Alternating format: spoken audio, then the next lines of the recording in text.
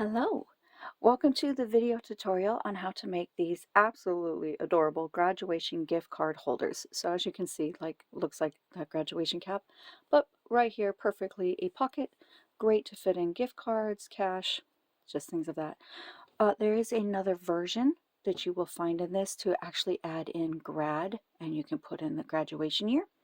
So we will cover both of these options in this video tutorial. So first things first, let's talk your materials. Just use regular 4 worsted weight medium yarn. You want to pick a main color. So if it's just a regular black for the graduation cap, that's the main color. Or if you want to do your school's colors, and in the tutorial, I'm going to use this red because it shows up so much better than black to show you things. Now, if you are putting the word, you'll be using a contrast color if you want to have words. Side note, after making this one, I have decided that I'm not too interested in having the contrast and the tassel being the same color. Your preference, you do what is awesome for you. Because we're doing a school color version with this red, that means the contrast color is of course going to be the other school color, so we're going with white. Now, because I'm doing white as my contrast color, I don't really want white to be my highlight color, though it's white for the highlight color in this one. So I'm going to do a shadow color on this one, and it'll be the black. So what you'll see in the tutorial will be just a little bit different, but that's what's awesome about crocheting projects, right? You get to customize it. And you need a color for your tassel. And so I'm going with a bright yellow for that one. Of course, you do any colors that you want. Now, for a hook, we are using a size USG 6, 4.25 millimeters. You will want to use stitch markers in this case. I will just be using scraps of yarn. Go ahead and have your blunt yarn needle, of course the sharp yarn needle for weaving in your ends, a fabric measuring tape, and your scissors. Oh, optional is having a tassel maker. This isn't necessary, so if you don't have it, not a big deal. But this is the one I use, the 3-inch. If you do not have this, I will show you another way to get this done, so no worries. All right, let's get into the pattern. So the purpose of this tutorial is not that we're going to crochet the entire project stitch by stitch together, but instead I will come in here and show any spots that if your skill level maybe isn't advanced but you still want to make this, that you would have any questions asked of what to do next. So before we jump into this, please note that all of my abbreviations are US versions. Right after you make your initial chain, it is working in the back ridges. So when you normally start crocheting into the chain, you know you have these beautiful flat V's and that's where you work. But to work in the back ridges, you are going to go to the back side, and do you see how it kind of creates those bumps? Those bumps are where we're going to insert the hook. And of course you're going to start here in the second one from your hook, and then you just work your stitches normal. You go to the very next back ridge, get your hook through there, and work your single crochet. Okay, I'll see you at the next spot. Alright, here we are, and now it's time to do, here we're going to be doing front loop only. And so what I want to show you is normally when you do a stitch, you know, you insert your hook, you're underneath both of those loops, right? Those pretty little V's. For a front loop only, you're going to just go the first loop right there. And then just finish your stitch as normal. So let's do that again. Start here, but aim towards the middle, one loop only, finish your stitch. And one more time. When you do these, to not get this disproportional, just go slow and steady as you're getting used to this, and try to just keep your work close down here instead of like yanking on your hook to work farther or closer to you, farther away from here. But what I want to show you really quick is it leaves what we call an open loop on the other side. And when we go to fold this, it will fold very cleanly right there, just making it very nice and easy. And also we will work in these open loops later. So this is the reason why we are doing it now. Go ahead, finish it all the way across. So here we've reached the point where you need to decide, are you making the regular graduation cap, or are you going to add the words to it?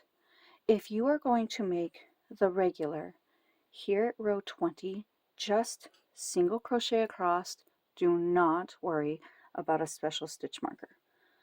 But if you are going to add these words, then here on row 20, what you are going to do is you are going to place a special stitch marker.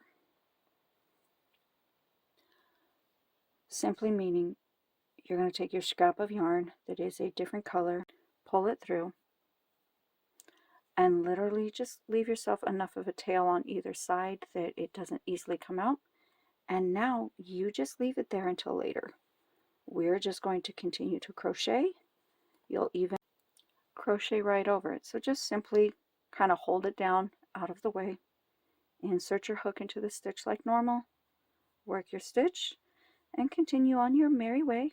Ta-da! Here we are, the end of row 34. Before we move on, you're going to be putting in special stitch marker B. This is for either version, both of them. So right here, this last stitch we just made, simply grab a scrap piece of yarn. Now we'll just leave that there. You are going to now work down the side. So we have not done a chain one. You are going to just immediately turn it, and right here, the side of the stitch, insert your hook, yarn over, and then finish up the stitch. So there's 1, 2, 3. So what you want to do here is you want to make sure that you are looking just 1 stitch per row. And what we're going to do is when we get down here to 17, how you make sure that you're going to be on target is, now we're at 17, you're going to come here to this end and you're just going to count backwards to make sure that you are going to have them evenly spaced. So that would be, 18, 19, 20, 21, 22, 23, 24, 25, 26, 27, 28, 29, 30, 31, 32, 33, 34. So right there keeps me on target. I know that they will all be evenly spaced. And that is just one trick to help you always make sure when you are working down the side of any project. We have finished row 35, 34 stitches down the side. Because we are going to do the words on this one, pull a loop. Side note, if you're not making any words, you're just making the graduation gift, just skip down to row 36 and continue going. But alrighty, to be making our words, what you're now going to do after pulling that loop is literally you need to flip your work over. That means that your special stitch marker A is closer to the left side. Special stitch marker B is up here in the top right corner. So to start with our embroidery, make sure that you've measured out your contrast color. In this tutorial, I'm going to use white. And then where this stitch marker is where we're actually going to start with our numbers to work up. Now, you're going to find the graph at the end of the pattern, and I want to talk about that graph for just a second. So go ahead, turn to that spot on your pattern, and you are going to notice one of the squares has a circle inside of it. That is where we have this stitch marker. You're also going to see a blank area where it's just graphs, squares with a circle. And so if you are not, if you are doing this pattern later on and not in the year 2024, then you can then put on that blank graph your specific year, to make sure that you are putting it equally in like the center so it looks visually appealing. So that is why I have that. Now, the next thing that you're going to notice is that every place we're going to do a stitch, we have an X. And what you want to do when counting out this graph is, here with 2024, where that stitch marker is, that circle, I'm going to start. The stitch marker is towards the left side, just like when we read, you know, we're reading left to right. And so this is legit what we are starting right there, okay? So you're going to come from the back towards the front. We can now get rid of special stitch marker A. If you want this to be, your contrast length to be a lot smaller, go for it. I just preferably don't want to weave in more ends. So that's why mine is all in one large chunk. But okay, so when you are looking at your graph, I'm going to be going off of 2024. You are doing your year number, it's great, but there are 4 X's. So not above it, but one over to the right. We just made the beginning because you're going to do all your diagonals first. Insert directly below.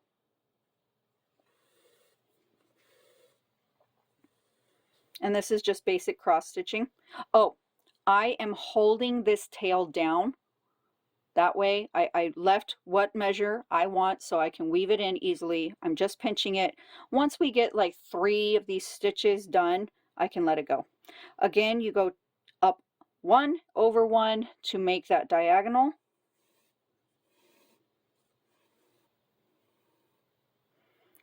Okay, let's get to, I want to show you just getting these first row down at least. So here's our third one. And it is your choice. After making that first one with the words and the tassel the same color, I'm not sure I liked the contrast color and the tassel being the exact same. But so this one I'm going with, I know that there are some schools around this area that have the school colors of red and white. So I'm going to try it this way now. But okay, we've done our 4. Now you'll notice that we always have one whole line gap between one number or letter and the next. But you also need to count how many gaps, you know, so like look at the number 4. There are 3 gaps total. 1 because it's the column between the 2 and the 4. And then 2 because, you know, the 4 has some out here and thin lines. But anyway, this is how you're going to count it. We're not starting until the 4th block. So right here, right below that last one is number 1, go over, 2, 3, 4. Now I'm going to let it come out. So that left me 3 empties, starting on the 4th stitch, making my diagonal. Once we have done all of the diagonals that we are making for that row, you come straight down below the diagonal you just made, and now we're going to finish up those X's. So again, diagonal,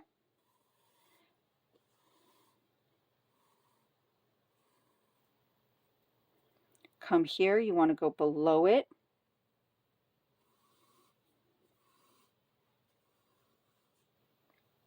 just finish up your diagonals. Now, I have a few more little tricks that I want to show you, so we're going to get through this row, and then I'll get you to the other areas to show you. First row done. First trick is just how to easily keep track of where to start the next row. So again, doing the 24, the next X is the 1 row up and to the right. So we just came out here, and you always actually start, this is now the bottom of the next row, right? So we're just going to go over 1 to the right, and we're going to make our first diagonal. So just that simplicity to get yourself easily lined up for the next row. It's always 1 diagonal. Okay, in this one we need to start on the 6th. There are 5 gaps of space So yep, our next stitch starts on the 6th count. So that's easy enough. We start here right at the bottom of this one. So that's 1, 2, 3, 4, 5, 6. Alrighty, you know how to finish this row. So the 3rd row, you've already got, like, just follow these exact same things. I will see you at the beginning of the 4th row. So here we are, about to start the 4th row, and that's where we're going to introduce that apostrophe. So the apostrophe, really quick guys, the tension when you are doing these. Your back, go ahead when as you're doing this, just make sure things aren't getting too clenched, too tight. Things are still relaxed here so that you do not get a puckered look. But okay, your apostrophe is literally, if we start by counting from above this last one we did, we're going to go over from here, so up 1, and we're going to go over to the left, blank, X, 2 blanks, right there. So you can do it that way and just like mark it with your thumb and know that you are going to insert your hook there. You can count it over. You can, just like we counted it, so you would know that you would start over, 1 being right here, right above it, 3, 4, 5 on the 6th one. So either way, right? But we're going to start this apostrophe. So I wanted to show you that it works the same way whether you need to start farther to the right or farther to the left. Go ahead, make your diagonals. Once you have finished the numbers, that's where we're going to meet up again. So things are actually starting to look like legitimate readable things, which is really, really cool. We have just finished the top of the apostrophe. So now to get your spacing to start grad, what we are going to go is go up to the 3rd row. Remember that this, right where we ended, is actually the start of the 1st row. So this is 1, straight up is 2, 1 more 3. And we're going to go over 2 towards the left. So there's 1 and 2. So same thing, we're starting the very bottom row of the word grad, and I will see you actually at the beginning of the 3rd row in the word grad. So pretty cool, right? Here we are. We're about to start the 3rd row for the word grad. Now, this very next stitch, cross stitch, actually goes right above, so it starts right where this ended. So obviously, we would just undo our stitch. Here's the trick I want to show you. Flip it over to the back. Just grab, like, insert your blunt yarn needle, and then just by literally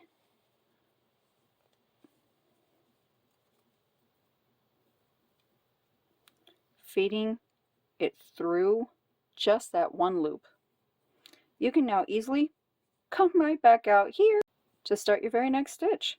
So those are all the little tips to just get you cross stitching really well as you are finishing this up. So go ahead, finish up the word grad. All right, how cool is that? I mean, these cross stitching words just show up so well. That is really awesome. Now, really quick side note, in the tutorial, when I was doing this, I had made a mistake. And so all the edging, like you can see, this has the edging single crochet already, this side not yet.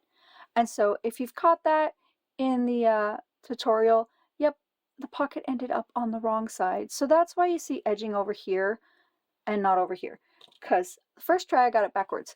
But the cross stitching part of the tutorial was so phenomenal, I just left that in there. But here we have the right side. Now, before we move on, you do need to weave in the ends here. Now, you may have noticed that your tail is exceptionally still long. I had you put out 125 inches because this may be a few years down the road and you may have more X's to make than we did here in 24, and I didn't want to shortchange you. The reason why we are going to weave these ends in now is because we're about to make that pocket, and it's not going to be doable once we have that pocket. Oh, side note, can you see this? That is a bit of fishing line folded in half. This makes an excellent way to easily thread yarn onto your yarn needle. So you put the thread, you put the yarn through the loop of your fishing line. You have both ends. You can just pull it right through. It works out great. My husband has such amazing ideas. All right, when you are weaving in these ends, you can do one of two things. If you're confident with it, comfortable with it, you can literally just go through fibers of the same color yarn, you know. That's just too loose. I have done it in other projects, but there's just not the same tension here on this end. The second thing that you can do is you can literally still weave your ends in through the main color threads. What you want to do though is you want to make sure that you're keeping it up towards the surface. To double check that before you pull anything through, you are verifying you do not see any of that silver. And so once you have verified, totally awesome, we're going to go ahead, we're going to pull that through.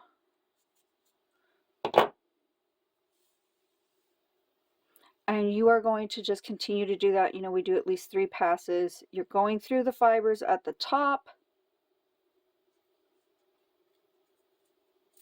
There we go.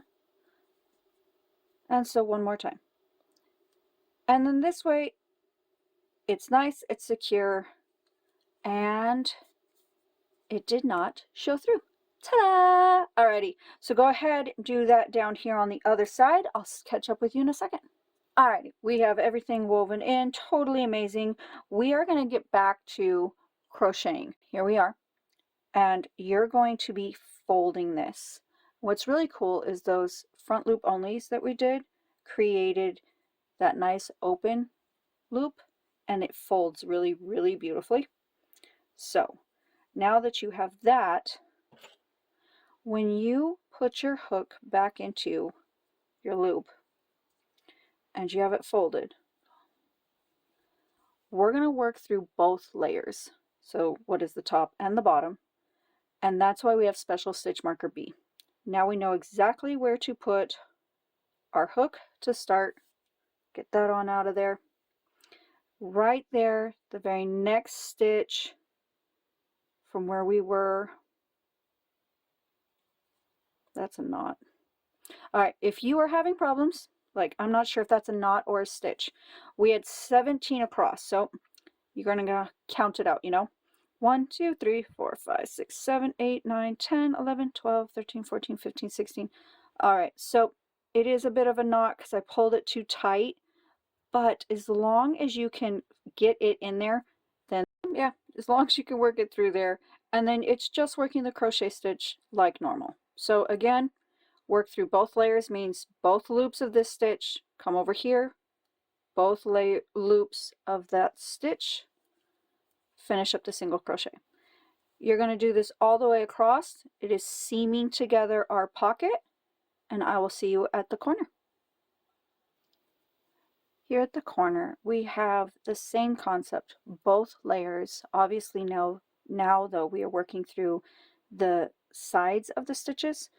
So you want to go not in the side of the stitch you just made, but we're going to come down here.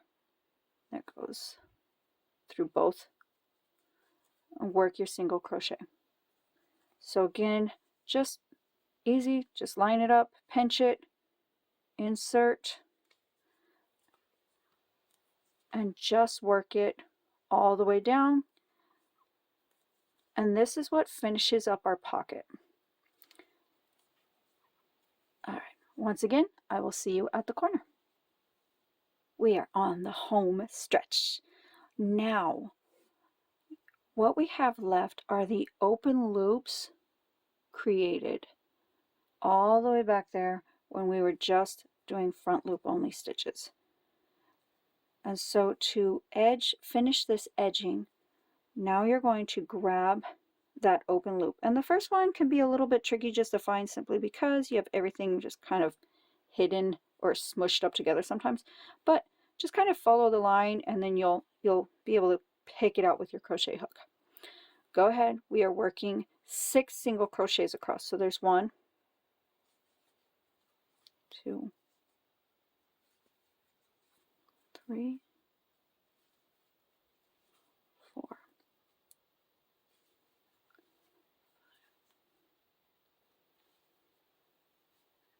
I want to point something out with the tension. So let's get 2 more in. This is our 6th one, and we'll come back to put our special stitch marker. But you don't want these single loops to get pulled out too much, or you'll end up with this big gap. So if you hold your work as close to the stitch as possible, and just, if you got to move a little bit slower, then that's fine. But then what you're doing is you're not pulling those loops too far away, and you won't end up with big old gaps. But all right, we did 2 extras, so go back, and that is your 6th single crochet. Now you're going to slip stitch to a corner. It doesn't matter, just come to like whatever seems to be right up and next to it, insert your hook, pull it through for a slip stitch. Go ahead and finish this off.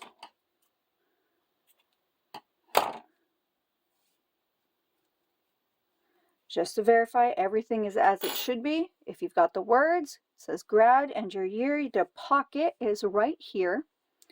And we have 1 special stitch marker left. You decide if you want to weave this in now or later, not a big deal, whatever is your preference.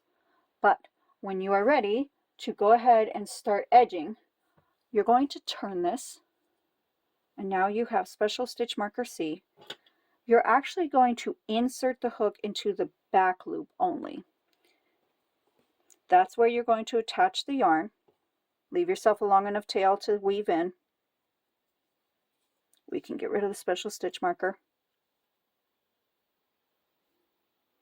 And then knowing whenever you attach the yarn, literally that just anchored it. Now, this was one of those loops, and we may or may not have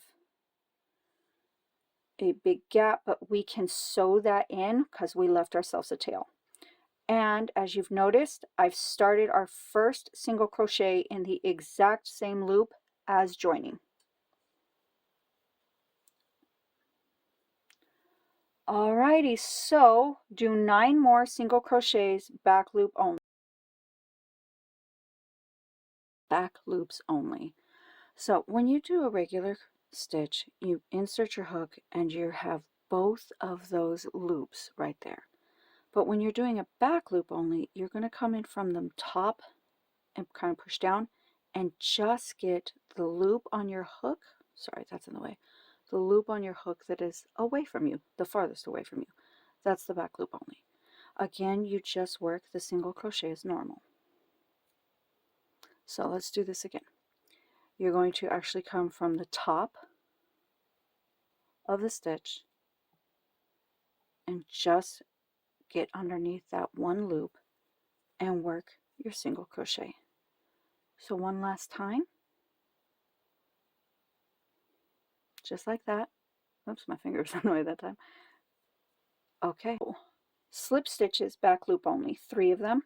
We're still working on that edge that we had just created. Last stitch of the edge. Now, slip stitches aren't going to grab this like crochet over it, so just go ahead and move that long weaving in tail out of your way. And this is where I really wanted to bring your attention to. We're now going to work in this back pocket, and you're going to get back loop onlys. Start here at this first stitch. You have slip stitch still. That's 1, 2, 3. All right, you're going to continue working these back loops of this back side of the pocket. I'll see you at the end of this first row of the edging. All right, here we go. We're going to turn your work and a half double crochet if you are not familiar with that. Yarn over, insert your hook into the stitch where you're supposed to work, yarn over, pull through. There are 3 loops on your hook. Yarn over, pull through all 3 loops at once. So just once more if you're not familiar with a half double crochet. Yarn over, insert your hook, yarn over, pull through, 3 loops. Yarn over through all 3 loops. All right, let's go ahead and I will see you at the decrease in this row. All right, once again, because I like to keep my patterns skill level adventurous, which means if you haven't yet done this, don't worry, we got you covered, right? So, a single crochet decrease.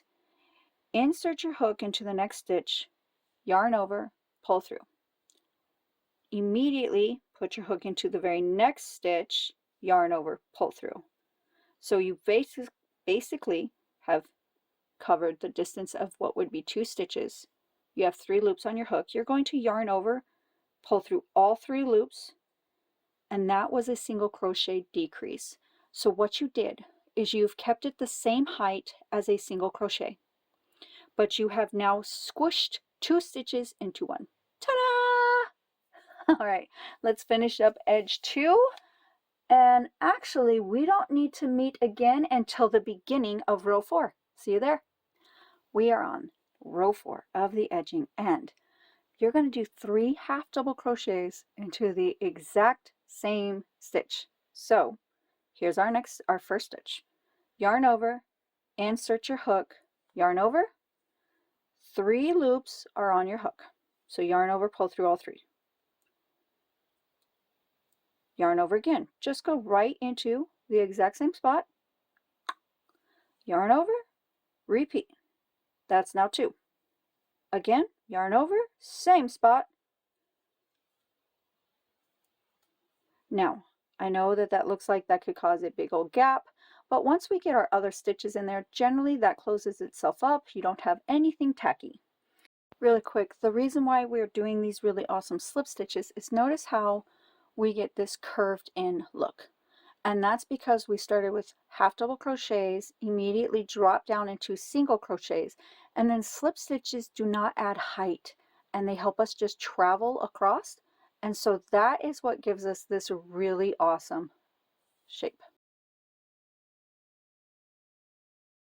To loosely slip stitch. And I just wanted to share a trick I've learned to make sure that you can keep your tension very consistent while doing this. So you notice here on your crochet hook how, you know, this is very narrow, and this part you get the full size. So if you go to make your slip stitch, insert your hook, yarn over, but before you follow through, bring that back down here and then kind of pinch. I mean, not too tight, you can still move, but now pull that yarn through the loop. And that can help you just keep it nice and loose and keep everything consistent. So again, insert your hook, yarn over, but make sure to bring it down the hook, lightly pinch, finish your slip stitch. We're now in the middle and we're doing 3 half double crochets in the next stitch. So again, just start the first one, yarn over, insert into the exact same spot, finish up the stitch, and once more. What's unique about this is you do each stitch completely and you just make sure they all go into the same spot. Our edging is done. Now, I have not woven in the ends, but what I want to show next is notice how it blends, like it just all is mushed together, and that's why we're going to do the highlight, or in this case the shadow. And what you want to do is you're just going to start here at the end, and those open loops, can you see that? Right here, those open loops. So right here where I attached it, you're just going to insert right here into an open spot, leave yourself a tail to weave in, and then just pinch it so that it doesn't pull out when you keep doing this. And we're going to do a running stitch. So what that means is find the next hole, go in, immediately come out of the next one. So it's kind of like you're having the yarn run from spot to spot, stitch to stitch. If you prefer to go all the way through and then come back up, that's great too. You still get the same thing, right? But that's all we're worried about, is you're going to edge right across here. and then around the corner. Oops.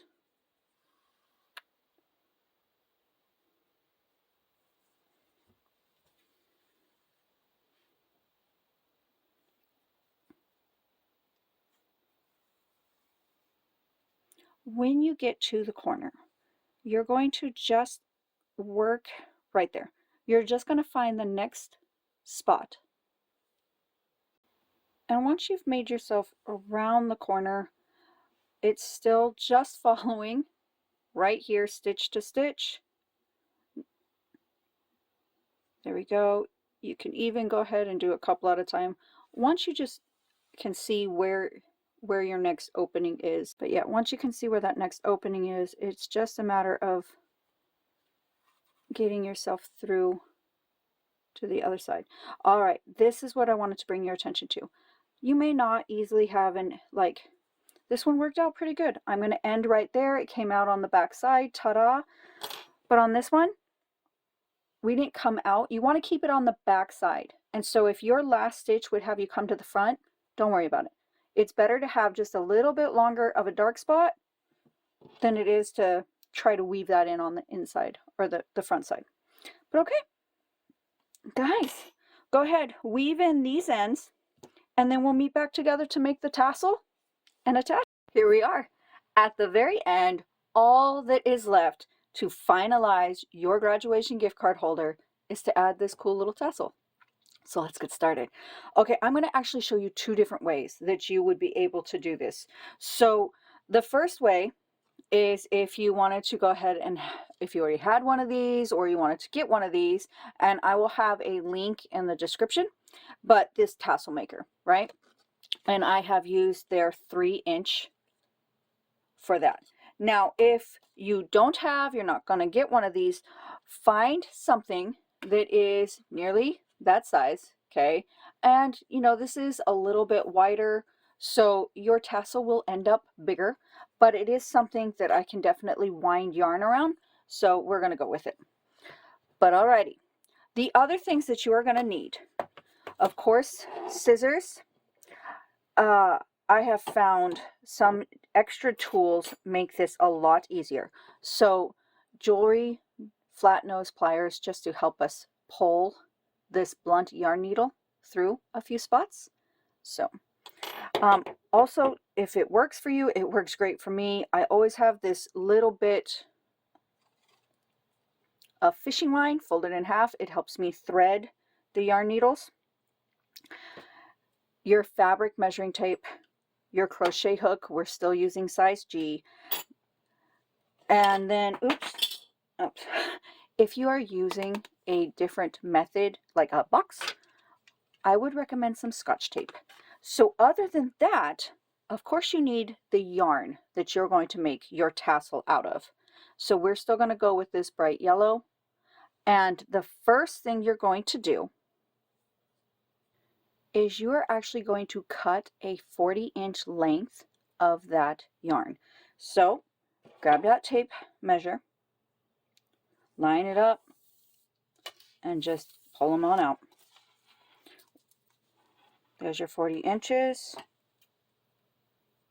All right, we are going to use that as our strand. The strand is what I use to anchor this down. First, I'm going to show you on the tassel maker. If you are using the other method, just go to the timestamps and you will be able to immediately go to alternative tassel maker. But okay, now I'm not telling you that this is how they have said it is used for this capacity. It's just what I use right here. This lovely hole. I like to take this strand and anchor it through that hole. Now, first thing I'm going to do is I'm actually going to pull the strand a good couple of inches below, hold it, wrap it around this edge, feed it back through this hole, because right now basically I just want this to stay taut, tight, whatever. I don't want it to be a problem. So now that I have it both, literally I just twist it That just helps me. All right, ta-da! Now I can easily hold it. It stays where I want. This is out of the way for now. Alrighty, now you're going to grab just the yarn. Let's move this tassel out of the way. Your yarn. Take that end. Again, we are going to have this start a few inches below because we're actually going to use this one to help tie off. But all right, now I'm just going, I can't get this in camera. Let me, wrong direction. There we go. All right. Now you're just going to wrap it until you're content with the size of, the tassel. How thick or thin do you want it? Okay. Once you are content, you can let go of this one. It's going to keep itself. We have that one to help start us off with. It's on this side, so I want to be on this side. Cut my length. All right. Now, all I'm going to do is kind of wrap it around itself. So that one went once. This one's going to go once. And this is just what I have been doing, and it's been working out well, so I thought I'd demonstrate it.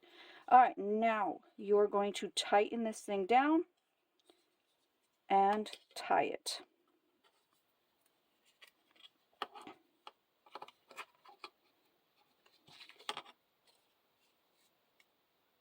So nice, tight, tie it again. All right, come back to the other side. Do the same thing, tie it twice.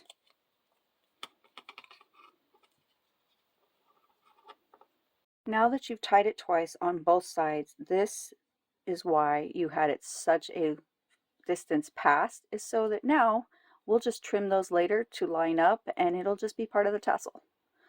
Okay, now we're going to come back to this strand. Go ahead, get everything out of that little hole. And you are going to notice that we have, this loop. Get that off, and then literally you're just going to feed this this end right through there. I'll take the shorter one and kind of cinch it down. All right. Go ahead, remove your tassel. And now we can really, I've just made sure that we have this pulled tight. And what we're going to do now is tie again a couple of times here at the top.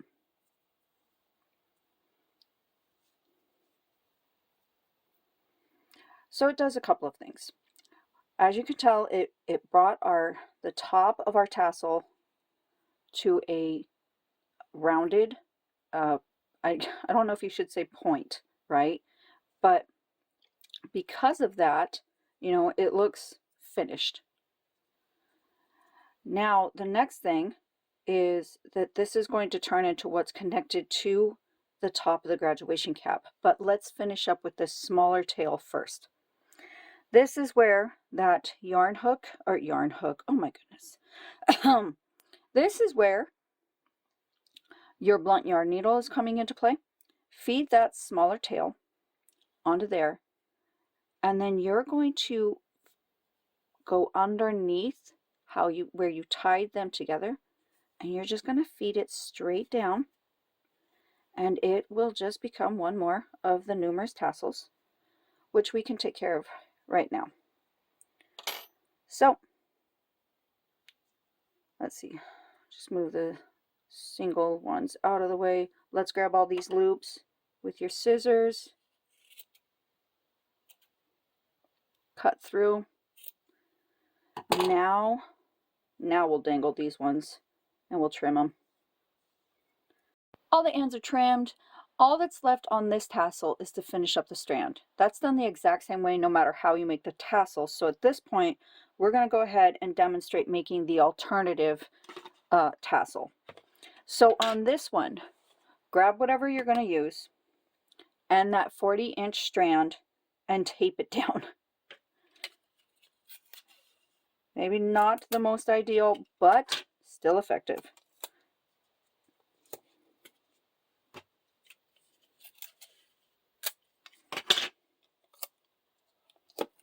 All right, strand down.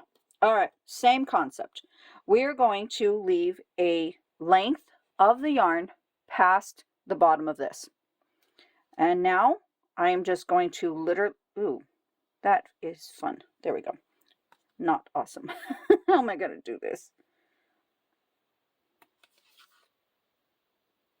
All right, so I did not think that through on this time. You want the long end of the tail not interfering with your tassel. So, okay, just adjust as needed. Again, a few inches below. I guess I'll move it down this way and start wrapping your yarn. There we go. Now, this is going to make it a bit different length because it is wider. Nothing said it had to be exactly 3 inches. It just looked like a good proportional size. So, all right, once you are content with the thickness of it, cut your yarn again so many inches down past. All right, now because this is up here on this side and this is around a box, what I need to do now is I need to literally feed it through some strands. So again, go grab your blunt yarn needle, because what we want to do is we really want to anchor this up towards the top for us to tie it down.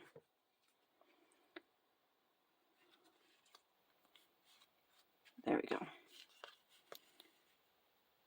All right. Now that I have this up at the top, we are going to tie it a couple of times, nice and tight.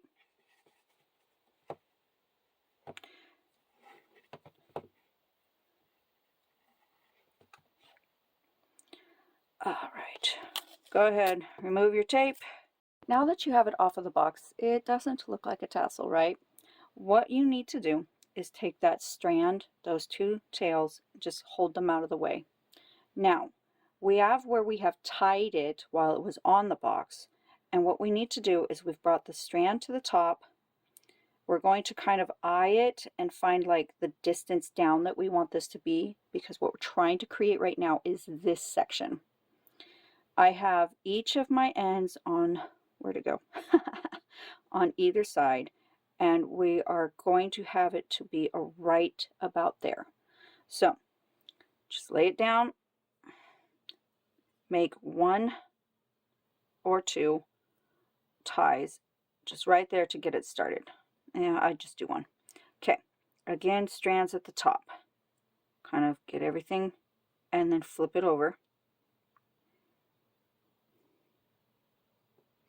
I'm not going to lie, I prefer the tassel maker a lot more. But all right, still doable. Now we're going to tie it here, and we should get that nice bulb looking thing. All right, there we go. So now that we've at least got that, we're going to do the double knot. We are going to go back to the other side, knot it one more time, and then we're going to be done with the tying part, and we'll clean it up with the strands.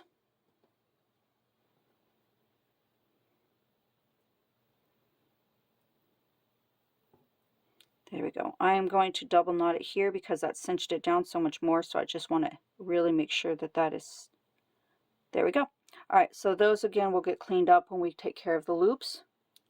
Here you are at the strands. What we want to do is knot it.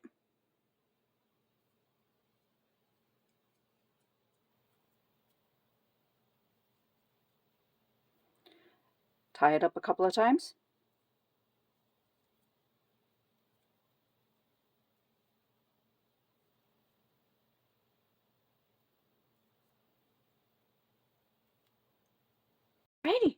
So we need to feed this down through.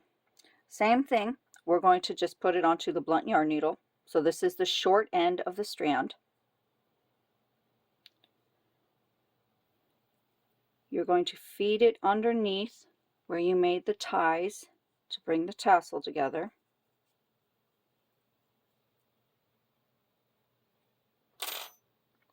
We're going to cut all these loops.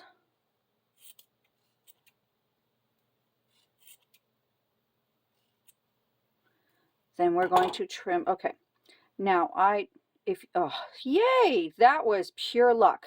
If you have some very loose strands, you can just kind of take some little legs, pull down gently, because if you can't find it, you don't want to end up with stuff really looking weird. But you can kind of tidy that up. All right, once you're content with how the bulb looks, it's going to be funny if there's actually a technical term for that, and I am so not calling it correctly, but oh well. All right, even out your legs, and now we have both tassels, regardless of how you made them, at the same spot. Okay, meaning it's time to deal with this strand, which is going to look like that. To do this next part, what you're going to do is grab your crochet hook and the long strand that is all that's left. You are going to get as close to the top of this as you can, hold it down, and chain.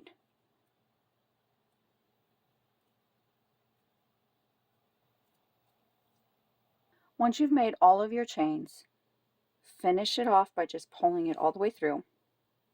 Cinch that down. You are on the absolute last part of your entire project. Feed this onto the blunt yarn needle, because now we're going to do a whip stitch and add it to your gift card holder. Find the center. Make sure that you keep your hand inside the pocket so we don't sew it closed. That would really defeat the whole purpose, right? All right, you can go around 1, but I normally go around 2 stitches. And so a whip stitch, we're going to insert the hook from one side, come out, and just repeat that again and again and again. So bring it up to the point where your chains are, and just repeat. Same side in, same spot out. Do this so many times, it kind of creates that image of that button that holds them down on the real deal.